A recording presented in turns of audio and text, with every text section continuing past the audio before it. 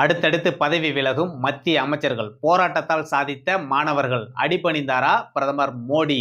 அடுத்த கட்ட நடவடிக்கை என்ன? அமைச்சர் பதவி விலகினால் மட்டும் போதாது, பிரதமர் மோடியும் பதவி விலக வேண்டும். திருமாவளவன் வைத்த கோரிக்கை. பதிலடி கொடுத்த சரத்குமார். அண்ணாமலையின் ஒரே ஒரு பதிவுதான், ஒட்டுமொத்த அரசியல் களமும் பரபரப்பு. இனி அரசியல் பேச மாட்டேன், அரசியலில் தலையிட மாட்டேன், அரசியலிலிருந்து முழுவதுமாக ஓய்வு பெறுகிறேன். ராமதாஸ் அதிரடி. என்ன நடக்கிறது அரசியல் களத்தில்? வாங்க இந்த வீடியோவில் பார்க்கலாம்.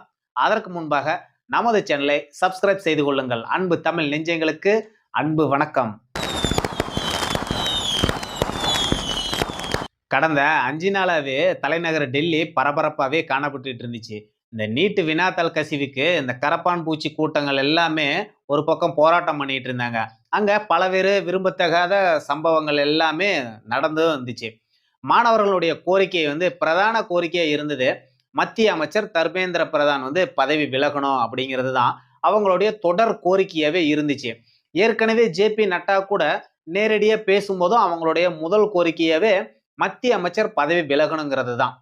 பிரதமர் அவர்கள் கூட காணொலியில பிரதமர் அவர்கள் பாத்தீங்கன்னா, மாணவர்கள் இந்த நாட்டினுடைய எதிர்காலத்துக்கு சீர்குலைக்கும் விதமா நடந்துகிட்ட நபர்கள் மீது கடுமையான தண்டனையை நிறைவேற்றுவோம். இனிமேலுக்கு இந்த வினாத்தாள் கசிவு சம்பந்தமா ஏதாச்சும் பிரச்சனை அதுக்கு தனியா நாங்க மசோதா நிறைவேற்ற போறோம் அப்படிங்கிற விஷயங்கள் எல்லாமே சொல்லியிருந்தாரு. அந்த வீடியோ கூட கிட்டத்தட்ட 32 கோடி பேர் அந்த வீடியோ காணொலியை பார்த்துருந்தாங்க. அதை தொடர்ந்து தான் இன்னைக்கு திடீர்னு கரப்பாம்பூச்சியோட கூட்ட தலைவர் அப்ஜித் தீப்கே காலையில பேசும்போது கூட மத்திய அமைச்சர் பதவி விலகு வர மாட்டாரா, ஒன்னு ஆமான்னு சொல்லுங்க, இல்லைன்னா இல்லைன்னு சொல்லுங்க, அதை பொறுத்து தான் நாங்க பேச்சுவார்த்தையே பண்ணுவோம் அப்படிங்கிறத காலையில தெளிவா சொல்லியிருந்தது. அதை தொடர்ந்து தான் இன்னைக்கு இப்போ மத்திய அமைச்சர் தர்மேந்திர பிரதான் ராஜினாமாவும் செஞ்சிட்டாரு. அவரோட ராஜினாமா கடிதத்துல கூட இளைஞர்கள் வெளிநாட்டினுடைய கைக்கூலி சதி வலையில சிக்கிடக்கூடாது, இந்த 10 நாளாவே விரும்பத்தகாத பல நிகழ்வுகள் நம்ம நாட்டில் நடந்துகிட்டு இருக்கு, அதுக்கு நான் உண்மையாலுமே வருத்தப்படுறேன், இந்த நீட்டு வினாத்தாள் கசிவு நான் நாளே நான் பொறுப்பேற்றுக்கிட்டேன் அப்படிங்கிறதையும் தெளிவா சொல்றாரு. இளைஞர்கள் சதீஷ் வலையில போய் சிக்கிடக்கூடாது அப்படிங்கிறதையும் அவர் குறிப்பிட்டு அவரோட ராஜினாமா கடிதத்துல குறிப்பிட்டு இருக்கிறாரு. பிரதமர் அவர்களுக்கு அலுவலகத்துக்கும் அந்த ராஜினாமா கடிதத்தை அனுப்பிச்சிட்டாரு. கடிதத்தை ஏத்துக்க போறாங்களா இல்லையாங்கிறது அது அடுத்த கட்ட பிரச்சனை. ஏறத்தாழ ஏத்துக்குவாங்க தான்.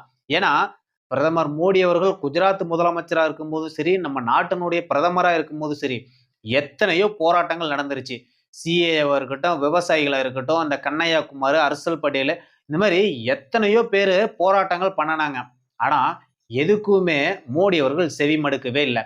முதல் முறையா மாணவர்களுடைய போராட்டத்துக்கு செவிமடித்து ஒரு மத்திய அமைச்சர் ராஜினாமா பண்றதுங்கிறது மோடியோட அரசியல் வரலாற்றிலே இதுதான் முதல் முறைங்கிறது நம்ம ஏத்துக்கிட்டுதான் ஆகணும். அது மாற்று கருத்து இருக்கவும் முடியாதுங்கிறதான்.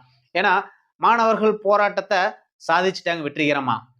ஆனா இந்த கரப்பாம்பூச்சி கூட்ட தலைவர் இந்த ராஜினாமா கடிதம் போனது கன்ஃபார்ம் ஆன உடனே என்ன குதிச்சுட்டு இருக்காங்க, கொக்கரிக்கிறாங்க. இதெல்லாம் இன்னும் சில மணி நேரம் தான் தம்பி, பாத்துக்கோ. மோடி ரொம்ப மோசமான ஆளு. அவரோட குஜராத் முதலமைச்சர் முகத்துல நீங்க பார்த்திருக்க கூட மாட்டீங்க, அது கேள்வியும் பட்டிருக்க மாட்டீங்க. அவரு கொஞ்சம் அப்படிப்பட்ட ஆளு. அதனால பார்த்து சூதானமா ராஜினாமா பண்ணிட்டாங்க. சைலண்டா போய் உங்களுடைய அடுத்த கட்ட வேலைகள் நீங்க பாருங்க. இங்க தமிழ்நாட்டுல இங்க என்னவோ புதுசா இவங்க அரசியல் பண்ணிட்டு இருக்கிறாங்க. இவங்க என்ன சொல்றாங்க, ஏங்க டெல்லியில எல்லாம் அவங்க கூத்து பண்ணிட்டு இருக்கிறாங்க, அவங்க நீட்டு வினாத்தாள் கசிவுக்கு தான் போராட்டம் பண்றாங்க, நம்ம நீட்டை வேணான்னு போராட்டம் பண்றோம். அவங்க இந்த நீட்டு வினாத்தாள் கசிவு தான் ஸ்கேம்னு சொல்லி அவங்க போராட்டம் பண்றாங்க. நம்ம இந்த நீட்டே ஒரு ஸ்கேமு தான், நம்ம ரொம்ப வருஷமா போராட்டம் பண்ணிட்டு இருக்கிறோம் அப்படின்னு நம்ம குரல் கொடுத்துட்டு இருக்கிறோன்னு நம்ம கனிமொழி அக்காலாம் பேசுறாங்க. அக்கா நீ எல்லாம் பேசுறதுக்கு கொஞ்சம் கூட தகுதி இல்லக்கா, அதனால பார்த்து பேசணுங்க. இன்னைக்கு இருக்கிற இளைஞர்கள் ரொம்ப விவரமானவங்க, நீங்க ஏதோ பேசிட்டு இருக்கிறீங்க. இதையே தானே அண்ணாமலை அவர்களும் சொன்னாரு. இளைஞர் கூட கூப்பிட்டு பேசுங்க, அவங்க குரலுக்கு செவிமடித்து அவங்க குரலை காது கொடுத்து கேளுங்க. இளைஞர்கள் பாத்தீங்கன்னா பல துயரங்கள், மன அழுத்தங்கள்லாம் எக்ஸாம் நேரத்துல வருது அப்படிங்கறது தான் பேசினாரு. ஆனா அண்ணாமலை அவர்கள் அந்த மாதிரி ஒரு பேச்சுக்கள் தான் பேசினாரு. ஆனா அது எவ்வளவு பெரிய தாக்கத்தை ஏற்படுத்தி இருக்கு பாருங்க அரசியல் களத்துல. இன்னைக்கு ஒட்டுமொத்த அரசியல் களமும் அவங்கள பத்தி தான் பேசினாங்க. எவ்வளவு இந்த மாதிரி பாஜகவிலயோ மத்த கட்சியிலயோ இந்த மாதிரி ஒரு தாக்கத்தை ஏற்படுத்துற மாதிரி பேச முடியுமா? அறிக்கை கொடுக்கதான் முடியுமா? உடனே அண்ணாமலை மத்திய அரசுக்கு எதிராக பேச ஆரம்பிச்சிட்டாரு, மோடிக்கு எதிராக பேச ஆரம்பிச்சிட்டாரு, நீட்டுக்கு எதிராக பேச ஆரம்பிச்சிட்டாரு, கலவரக்காரர்களுக்கு ஆதரவா பேச ஆரம்பிச்சிட்டாரு. இந்த மாதிரி எத்தனை விமர்சனங்கள் அண்ணாமலை மீது வச்சாங்க தமிழகத்துல. ஆனா இன்னைக்கு நடந்தது என்ன? அண்ணாமலை சொன்னது தானே உண்மைன்னு ப்ரூவ் ஆயிருக்குது. மோடி அவர்களே அதுதானே செஞ்சிருக்கிறாரு. ஆனா அண்ணாமலை மேல எத்தனை கொஞ்சம் நஞ்சமா எல்லாமே என்ன நடக்குங்கிறத அண்ணாமலை அவர்கள் கணிச்சுதான் இதெல்லாம் பேசினாரு, பண்ணியிருக்காரு. ஆனா இவங்க ஏதோ இன்னைக்கு RSS தலைவர் மோகன் பகவத் கூட அதை தான் சொல்றாரு. இளைஞர்களுக்கு நீங்க உத்தரவெல்லாம் போடாதீங்க, அவங்களை அழைச்சு பேசுங்க, அவங்க தான் நம்ம நாட்டினுடைய வருங்காலம், அவங்களோட குரலை வந்து கேட்கணும், நம்ம எல்லாம் கேட்டுக்கிட்டு அதுக்கு தகுந்த மாதிரி சூழலுக்கு தகுந்த மாதிரி ஒரு முடிவு எடுக்கணுங்கிறது RSS ஓட தலைவரே இன்னைக்கு பேசியிருக்கிறாரு. ஆனா இவங்க ஏதோ கம்பி கட்டுற கதையெல்லாம் சொல்லிக்கிட்டு பேசிக்கிட்டு என்னென்னலாம் பேச முடியுமோ அத்தனை விஷயம் இவங்க பேசிட்டு இருக்கிறாங்க. அதனால இன்னைக்கு இந்த கரப்பாம்பூச்சி குதிக்கிறதெல்லாம் எல்லாமே சில மணி நேரம் தான். எல்லாமே மோடி அவர்கள் அடுத்தடுத்து என்னென்ன பண்ணணுமோ அதை எல்லாமே பண்ணி தான் வச்சுட்டு தான் உங்ககிட்ட பேச்சுவார்த்தையே தொடங்குறாருங்கிறத நீங்க மறந்துட்டு பேசுறீங்க. அதனால எதுவா இருந்தாலும் சரி, பதவி விலகிட்டாங்க, நீங்க எல்லாம் அடுத்தடுத்து படிக்கிறதுக்கு போகணுங்கிறதான் நம்மளுடைய விருப்பமும் கூட. பொறுத்திருந்து பார்க்கலாம் என்ன நடக்குதுங்கிறத. அதுவும் இங்க தமிழ்நாட்டுல கம்யூனிஸ்டுக்காரனுங்க இந்த நடிகை எல்லாம் வச்சுக்கிட்டு, இந்த நடிகை ஜோதிகெல்லாம் இதுக்கெல்லாம் வந்து என்ன தகுதி இருக்குதுன்னே தெரியல. தர்மேந்திர பிரதான் பதவி விலகுன்னு இன்னைக்கு காலையில இன்ஸ்டாவில் பதிவு போடுது. இதெல்லாம் இந்த 5 வருஷமா எங்க போனுச்சுன்னு தெரியல. இங்க அந்த வாயை எங்க வாடகைக்கு விட்டுருக்குன்னு தெரியல. இதுங்கெல்லாம் கொஞ்சமாச்சும் வந்து புத்தி சூடு சொரணை எடப்பாடி இருக்கும்போது பேசுனுச்சு. இந்த 5 வருஷமா திமுக காலத்துல வாய் திறக்கல.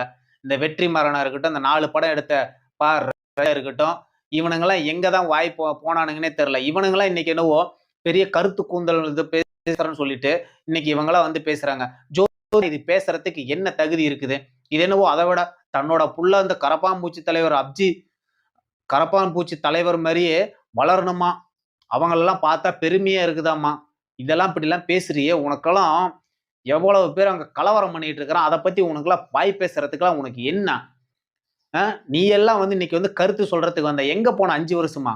இன்னைக்கு என்னவோ மத்திய அரசு மேல வந்து ஒரு பழி போடணுங்கிறதுக்காக இன்னைக்கு வந்துட்டேன். இந்த வியாபாரமாகாதவங்க எல்லாம் எங்கேயாச்சும் ஒரு மூலையில இருந்து நீங்க வந்து அப்பப்ப வந்துட்டு ஓடிடுவீங்க. இங்க இருக்கிற மக்கள் இளைஞர்கள் வந்து பாத்தீங்கன்னா உங்களோட பேச்சுக்களை நம்பி இவங்க தன்னோட வாழ்க்கையை ஃபாயில் பண்ணணும். அப்படிதான், அதுதான் உங்களோட விருப்பமா? உன்னோட புள்ள எங்க படிச்சுட்டு இருக்குது? அம்பானியோட பள்ளிக்கூடத்துல வந்து ஜோதிகா சூர்யாவோட பிள்ளைங்க படிச்சுட்டு இருக்குது. இந்தியாவிலேயே டாப் மோஸ்ட் பள்ளிக்கூடம். உன் பிள்ளையெல்லாம் அங்க போய் நல்லா வந்து செக்யூரா படிக்க வைப்ப. இங்க ஏழை எளிய குழந்தைங்களுக்கு மட்டும் கிடைக்க வேண்டியது எதுவுமே கிடைக்கக்கூடாது. இவங்கள மாதிரியான ஆட்கள் எல்லாம் தமிழக மாணவர்களும் சரி பேச்சை கேட்கவே கூடாது. எது நல்லது கெட்டதுங்கிறது நீங்க அரசியல் களத்தை ஆராய்ந்து அதுக்கப்புறம் நீங்க ஒரு முடிவு எடுக்கணும். அது மட்டும் இல்லாம இந்த திருமாவளவன் அவர்கள் இன்னைக்கு பேசியிருக்கிறாரு. அமைச்சர் வந்து பதவி விலகினா போதாதாமா, பிரதமர் மோடியே பதவி விலகணுமாவாம். அப்பதான் இந்த நீட்டு வந்து பிரச்சனைகள் சரியாகுமா. இவரெல்லாம் இப்படி எல்லாம் பேசிட்டு இருக்கிறாரு. பிரதமர் மோடி அவர்களே பாராட்டிய மருத்துவர் பாமக நிறுவனர் மருத்துவர் டாக்டர் ராமதாஸ் வந்து அரசியல் இருந்தே ஓய்வு சொல்லிட்டாரு. இனிமேலுக்கு நான் அரசியல் பேச மாட்டேன், அரசியல் தலையிடவே மாட்டேன், நான் அரசியல் இருந்து துறவுறேன்னு சொல்லி இன்னைக்கு பிறந்தநாள் அன்னைக்கு அறிவிச்சிட்டாரு. பாமக மகன் அண்ணன் இனிமேல பாத்துக்க போறாரு, அவங்களுக்கு ஒத்துழைப்பு கொடுக்கணும். எனக்கு எப்படி எல்லாம் நீங்க ஒத்துழைப்பு கொடுத்தீங்க ரொம்ப நன்றி அப்படின்னு அவர் இன்னைக்கு வந்து பேசுறாரு. பார்க்கலாம். ஏன்னா கடந்த 40 வருஷமா பல்வேறு போராட்டங்கள், ஆர்ப்பாட்டங்கள், சமூக நீதிக்காக மக்களுக்காக எவ்வளவோ குரல் கொடுத்த ஒரு தலைவர் இன்னைக்கு ஓய்வு பெற போறாருங்கிறது அது நம்ம அரசியல் களத்துல வந்து ஒரு வருத்தமான நிகழ்வா இருந்தாலும் அடுத்தடுத்த பயணங்கிறது பாமகவில் அன்புமணியோட தலைமையில தொடர போகுதுங்கிறதான். பொறுத்திருந்து பார்ப்போம். அடுத்தது டெல்லி ஜந்தர் மந்திரில் பிரதமர் மோடி அவர்களுடைய முடிவு என்னவாக இருக்க போகிறது, மத்திய அரசின் நடவடிக்கை அடுத்தது என்னவாக இருக்க போகிறது, அடுத்தது மாணவர்கள் போராட்டத்தை கைவிட போறாராங்கிறத பொறுத்திருந்து தான் பார்க்க வேண்டும். நன்றி, வணக்கம்.